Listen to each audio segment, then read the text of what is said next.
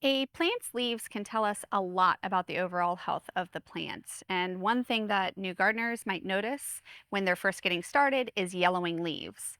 Now, this could be completely natural, and some of the older leaves are just falling off because they've done their job, but it can also indicate more serious issues that do need your assistance.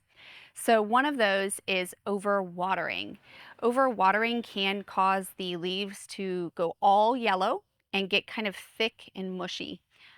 That's going to be from improper drainage in containers, maybe some sort of barrier underneath raised beds, or it could just be a rainy season. Improving drainage will help with that.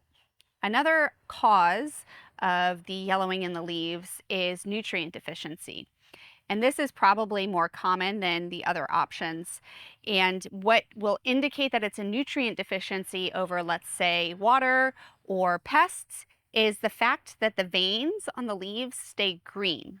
So when you see yellowing, but the veins within the leaf stay green, that's a sure sign of nutrient deficiency. And you're going to need to add in either some liquid or certainly some slow release fertilizers to slowly adjust that.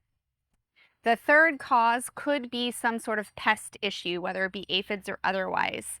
Basically, this yellow is a sign of plant stress. So if you don't think it's watering and the veins look good, then it's probably going to be some sort of pest issue that you need to look into further. Check out kellogggarden.com for more information on taking your garden to the next level.